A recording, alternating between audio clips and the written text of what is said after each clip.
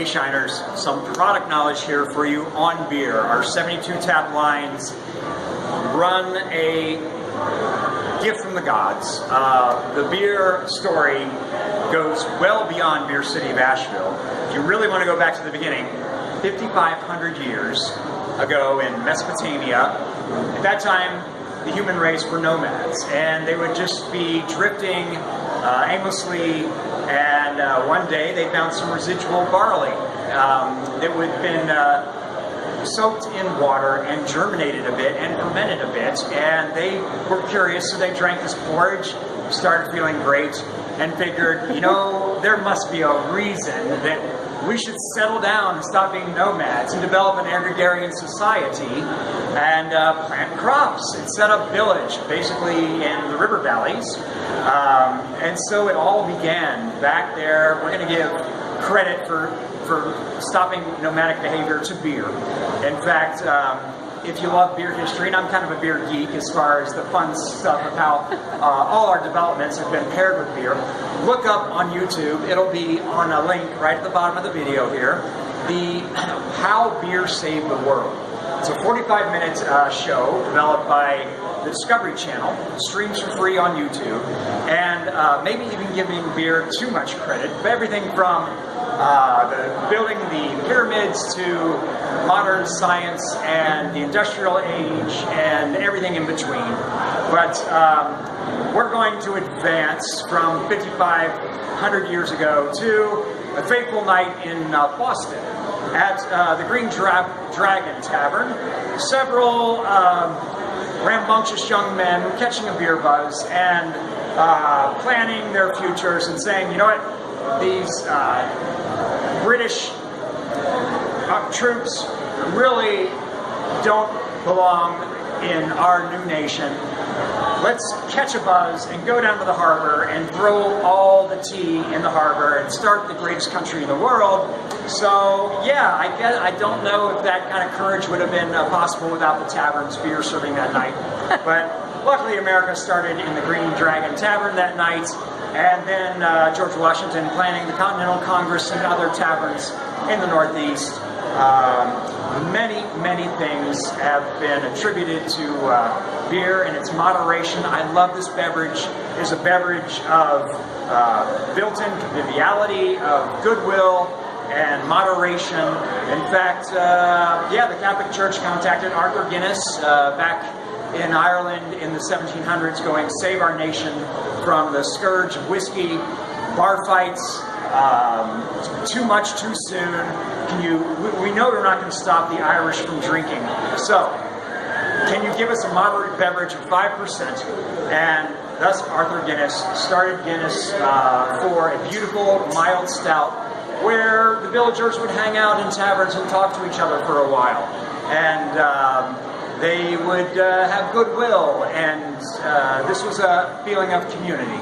And if you want to pan out to our community gardens here, some of these community seating might strike you as a new concept, but this goes back 1,000 years to the German beer gardens, where they were basically the internet of their age. They were where information was exchanged, where things were planned, where business was conducted, and basically the business we conduct here is buying your friend around or comparing travel stories or what breweries you're going to next. And what restaurants you're going to. That's why I love these kind of community tables, which we will be having in Shine. They are basically the only places in modern society where you're not a creep. If you're a stranger talking to new people out of the blue, you might still be able to be creepy, but basically, yeah, you can approach anybody and just talk travel stories and whatnot. It's a wonderful place to meet new friends. And I love when other people on the tour just strike up conversations, and you're totally allowed. But we're going to advance the timeline a little bit to, well, Beer City in Asheville, the bordering city above us in Hendersonville. Many conditions were pre-existing to make this happen. Basically, our water supply coming down from the North Fork River in Black Mountain has an ample and affordable and wonderful quality of water, soft water, not a lot of hard minerals, that in other areas and other states we tend to scale your brew, stainless equipment, very hard to clean, very hard to work with, especially on a flavor profile like Florida, for instance. They have to fight a lot of their salts and sulfurs in their flavor, but since beer is 95% water, it's not an ingredient you want to be fighting all the time. So we have this wonderful soft water. We add a little gypsum limestone to it and ready to brew. We also have a perfect neutral pH balance of 7, so no adjustments needed there, but ready to go. So the water was waiting for Beer City to happen. Our economy was ready in that they always allowed on-premise sales in pints. This is so important because that pint you're having there, we make 3 times the margin on serving a beer here at the brewery than, let's say, Georgia just recently was allowed to now pour pints on premises in the brewery. Their breweries would have to start much bigger and much more in debt with much more capital so that they could mark down wholesale point to a distributor and to a retailer. So let's say you're in an Applebee's in Georgia and it'd be the exact same beer. That brewery made 1/3 as much as at the source here, just the way markdowns work. So the economy was ready to go. The climate's amazing. The recreation is similar to where other breweries would want to expand to, and their staff would want to transfer to. But also the quality of life, but also our position on the Atlantic seaboard. With beer weighing 7 pounds a gallon, why would you be in Chico, California and ship it all the way to Boston, Massachusetts? It makes no sense, carbon footprint, or an expense. Why not do a satellite brewery right in the middle of the Atlantic seaboard to distribute north, south, west, and all these factors came together where we got Sierra Nevada, in Mills River, a town that was dry 2 years before they broke ground, Oscar Blues and Wonderful Brevard, and right here on our river, New Belgium's right out of Fort Collins, Colorado. So all these factors have cooperated with many more companies like White Lab Yeast coming to MLK Boulevard here, with packaging interests coming, with technology and equipment. They've really set the stage for Beer City to happen here. I guess the actual date that Beer City happened, well before this brewery started, 1994, in the basement of Barley's Tap Room, pizza restaurant right up here. Oscar Wong drove up from Flat Rock for 3 years, and they were bottling their beers by hand. But at that time, the way distributors control things, this is coming out of Prohibition. You would have to keg up their brew, send it 20 miles south to a distributor to bring back upstairs 20 miles to be the house beer Highlands of Barley's. Even though they were just 12 steps away, the way the distributors protected their position back in the days of Prohibition, they'd have to ship out 20 miles. There are even stories back in the early days, we just had 3 breweries on South Slope where a distributor would pick up, sign off his invoice, and then deliver to the front door, getting their percentage. But by the time we went into business in 2012, things were getting much better. Currently, there are 10 breweries just within a half mile here, which I have been to bigger beer drinking districts or beer cities in America, but none as user-friendly as Asheville. But it gets bigger than just South Slope. You expand out in the city, 18, in the county, 25, down in Hendersonville. When our first brewery opened, Southern App Brewing, 7 years ago, we now have our own ale trail. It's crazy what's happened here. So, in all of Western North Carolina, if you include all the cideries happening in North Carolina's #1 apple producer, Henderson County, all the distillers with the revolution of artisanal cocktails and distilling, 56 beverage industries happening here. So that has sort of grown the tourism industry and the hotel industry and the recreation industry all equally. A very nice collaboration where the rising tide has lifted all ships. I have been fortunate enough to ride this wave with Wicked Weed, putting 2 kids through college, debt-free, thanks to that kind of responsible management and debt load, and then it's been a great ride. Cut. You don't have to touch anything, just let it roll. Cool. This is the point of the tour. Not to give you guys insights. I like to show the family photo. That's Walt Disney World down in Mills River there. One of their Walt Disney World. Probably that exists. Sierra Nevada. That's the Sierra Nevada brewery, but Chris just shopped the picture. I love fooling around in Photoshop. Oh, so there you go. I grabbed Walt Disney World's banner, put it over there, and trade. But these front tanks, they hold 1,600 barrels every 10 days. In 1 year, we brew 3,000 barrels. So one of these tanks has half our annual production in 10 days. They brew 24/7 with a barrel facility, a brew house facility of 250 barrels. Our humble high production brew house here is 15 barrels. With the oil kettle next to it, there's a lot of manual work here. It is an honest day's work. People think brewing is glamorous. These guys have more in common with a farmer or a baker starting at 7 a.m., gone by 2:30, than a sommelier hanging around, blending wine, tasting the nuances of flavors. It's an honest living, but yes, this is the family graduating 2 months ago. My son Connor at Chapel Hill, debt-free. My daughter Paige, debt-free from UNCA 6 hours earlier. But I just like to share with the tour groups saying, like, this is what's possible at a company that reinvests in their employees, shares the wealth, benefits and whatnot, because this is not possible just pouring beers, $1 a pint and then a tipping it at your local tavern. So I'm a fan, but I've seen the company grow. Our second year, we opened a remarkable facility over on Cox Road, which is a whole different side of brewing called Sours and Wilds. Sours are actually used, the lactobacillus, on the grapes, the skin grapes, and that beginning a tartness through the lactic acid is actually a bacteria. But don't worry, it's more of a direction of like probiotic bacteria than dangerous. And a lot of resources go into both sours and wilds. This is using a wild yeast, Brettanomyces ruxialis. So these are both in barrel aging, which not a lot of startup breweries can afford sitting on their cash flow for 6 months as these flavors deepen, as they blend. That was what was really impressive here from the start, that they could do that kind of expansion, open up a production brewery and a production brewery for sours that allowed us to finally pick up draft accounts, restaurants, shipping to other states, because you have to be careful overextending and being in a dangerous debt position. Green Flash just pulled out of Virginia my last tour told me because they were overextended and couldn't manage the operation from as far away as San Diego.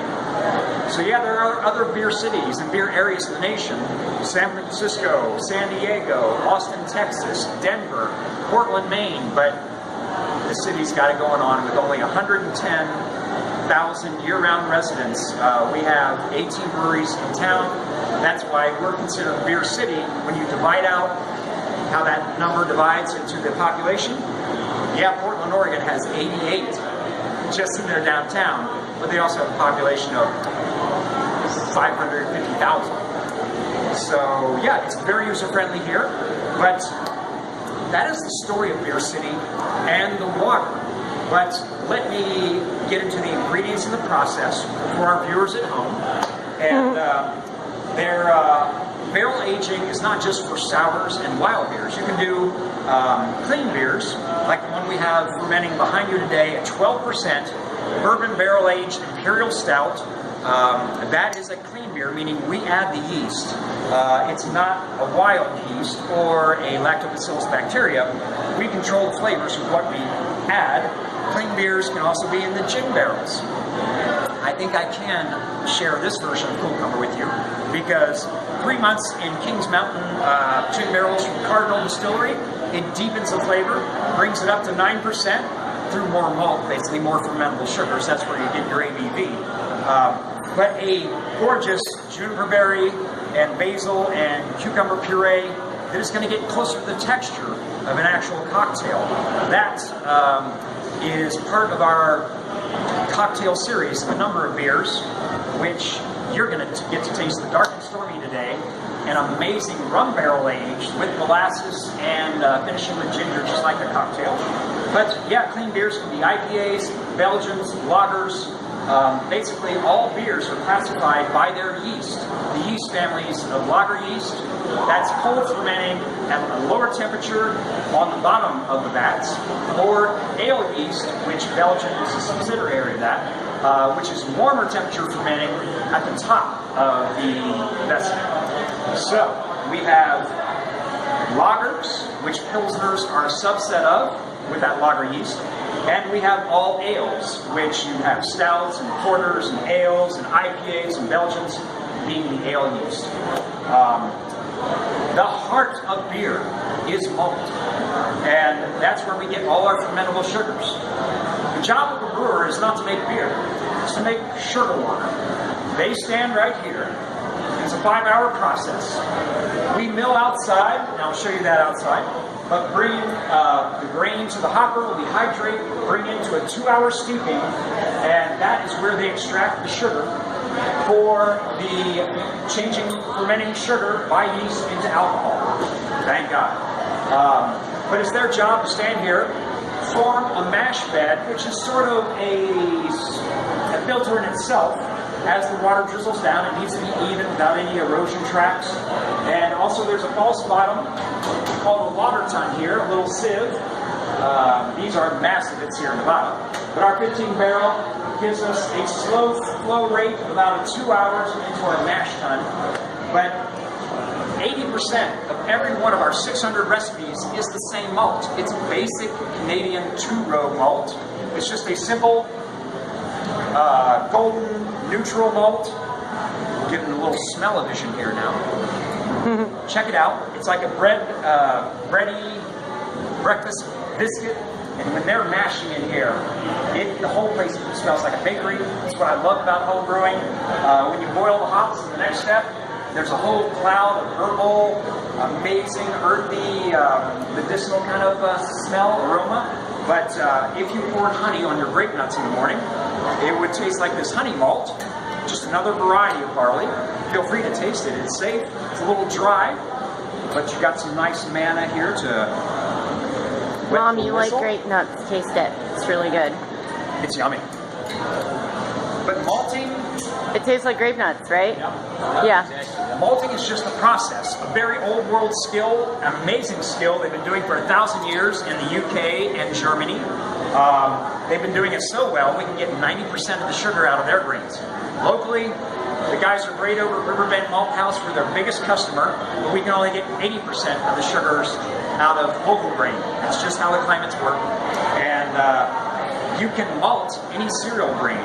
Barley, of course, is the king, but you can malt wheat for a nice Hefeweizen. Adding a little wheat to an IPA makes it give it a rounded tanginess, takes off the bite, and we'll taste a little bit of that. Or rye malt for a nice, spicier, zestier IPA. You can treat malt just like coffee beans, roasted for color, for flavor, for depth. 6 different shades of amber in the crystal malt, a really dominant British malt. Bring out chocolate notes like our infidel porter. Check out, it's fading a little bit, but the chocolate's still there. Unless you're making like a Belgian dessert chocolate beer, which we could get some cocoa nibs up from the French Broad Chocolate Lounge. Highly recommend. Andrea will take you up there later. But that would be the chocolate coming through boiling cocoa nibs in the kettle. But this can give a porter chocolate notes just through the malt.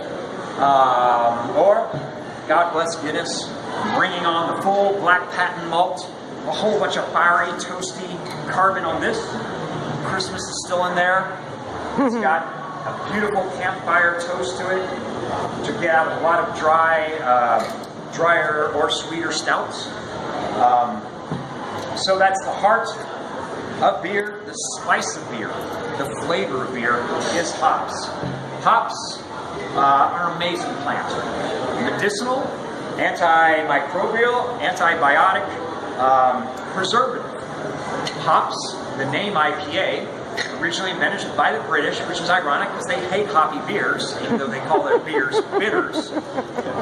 Bitter, extra special bitter, ESB, special bitter, they're all basically sweet brown ales, just to confuse you. So, hops growing wild in the pastures of England in the 1500s, while we just kind of grabbed the name Wicked Weed.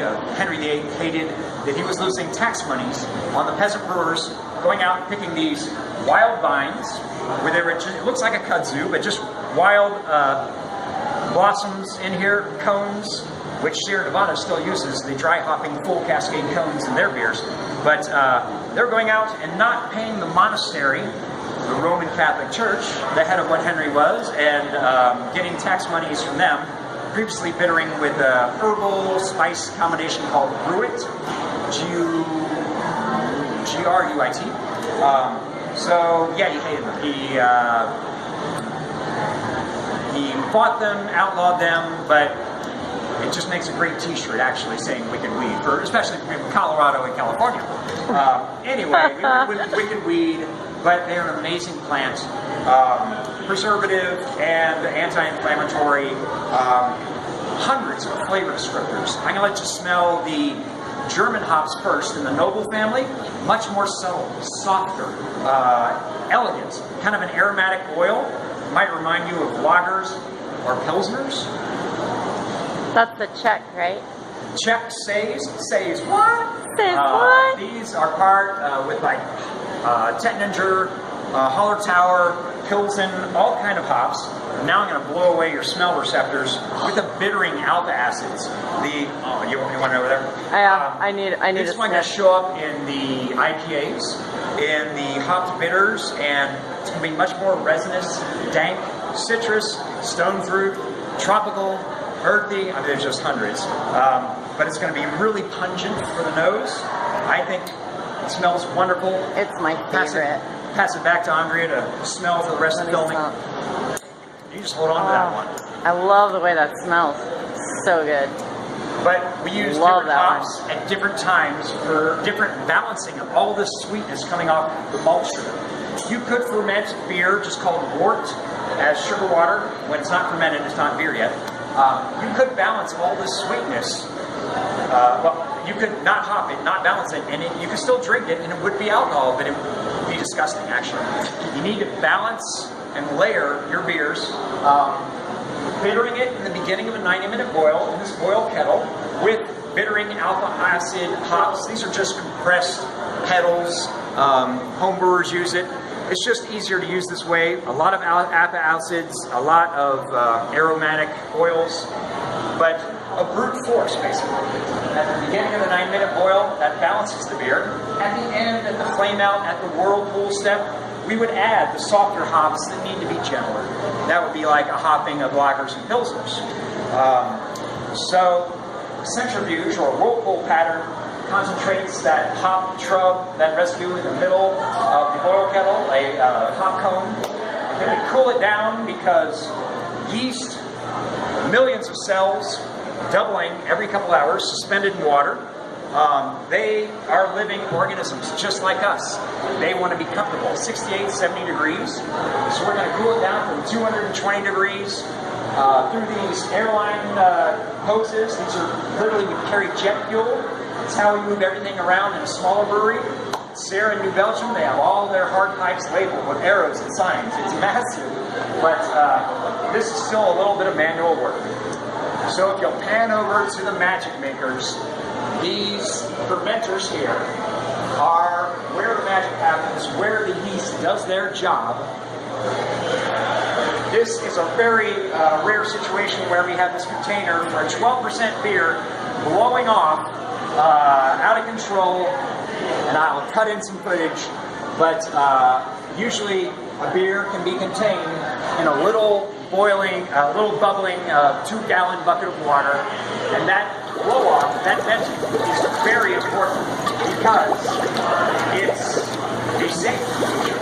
These would just keep building pressure until they've exploded. Literally, you have stainless shrapnel all through the brewery. But the three products of yeast fermentation are alcohol, thank God, the CO2 production, which I've described, venting off, and heat. The heat control is the biggest disadvantage homebrewers have. You'll come home, your batch will cook itself to death. As long as there's sugar, it'll just keep generating heat and cook itself to death. So we have glycol, antifreeze, insulated jackets in all these vessels, bringing it back down to 70 degrees no matter what happens. But it's a fascinating natural convection pattern where sugar and alcohol creates heat, heat rises, it hits these cool sides, and like cold air dropping, it just gets to be this churning convection for 10 days. And all the sugar is converted, the yeast drops, we harvest it off the bottom of these conical fermenters, and reuse it for a bit. We'll finish off the beer for about another 10 days. Ales take about 22 to 25 days to finish. Lagers take about 40 days, lagers and pilsners. And that's why you'll also not see a lot of startup, smaller breweries already over their head in debt, specialize in lagers, because they need that cash flow. You need to turn over batches, pay some bills. In fact, that's why you see a lot of breweries just starting with 7 middle of the road beers they know they're going to sell out. Keep the light on recipes, we call them, and they're right back to square one. The next first of the month, it's like that way for about 2 to 3 years, if everything goes great.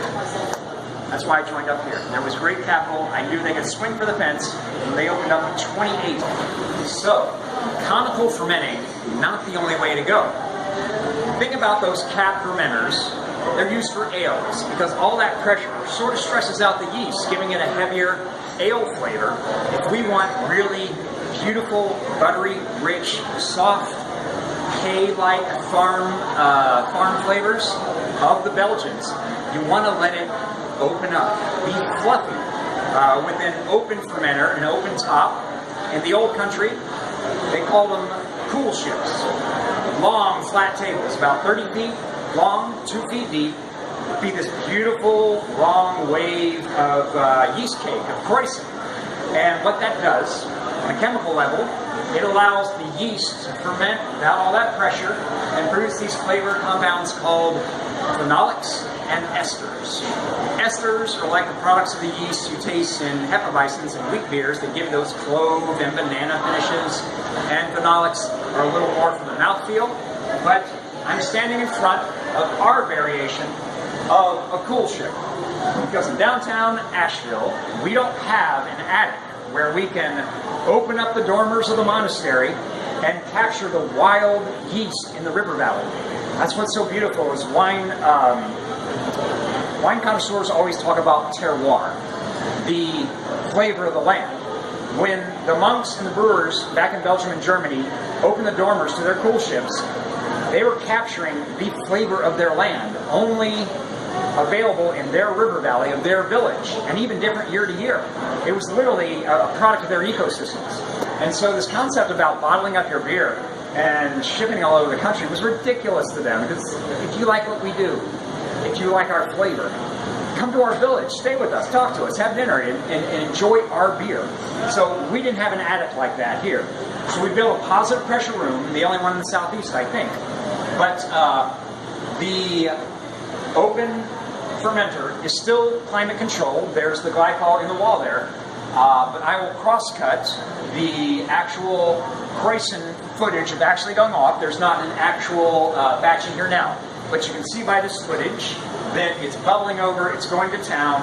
It is vigorously producing its first night to about its 10th day of fermenting.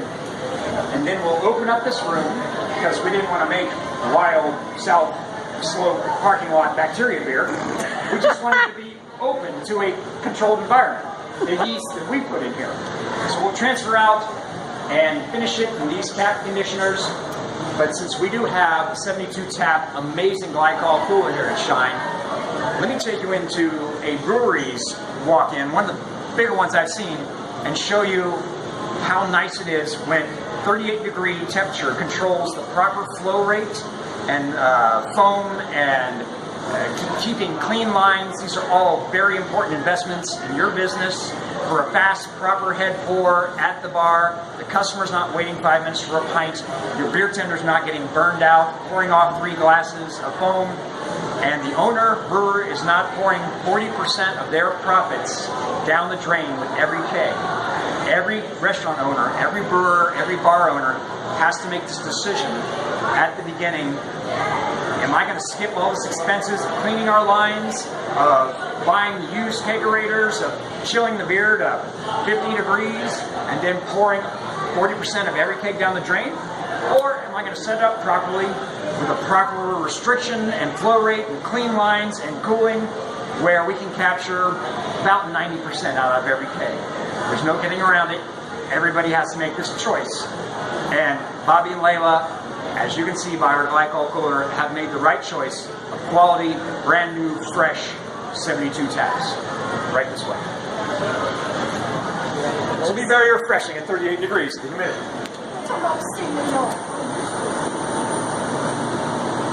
So, and as you like, That is the upstairs bar right there. we bring in production, some of our flagship beers from the production brewery so we can do the small stuff. We bring in the sours so we don't brew with those wild bugs in our clean brew house. But basically this pod system, much like us, much like ours, is going to deliver through pressure and glycol cooling all the way up to our 3rd floor and our street level, and that will control it not heating up on the flow or staying hot in the tap bed. So you have 38-degree delivery from the keg all the way to our taps. Here at the brewery, it's really nice that we don't keg off, knock out, or transfer right to these bright tanks. And those taps are served directly, not by kegs. This not only saves time, expense, and labor, but we avoid a lot of possible contamination, because every time you connect a knockoff hose or sampling or whatnot, a few bacteria cells can get in that line and spoil a batch. That's why I've always been spoiled by this kind of setup in a brewery. When you tap right off your bright tanks into your taps, it's as fresh as beer gets.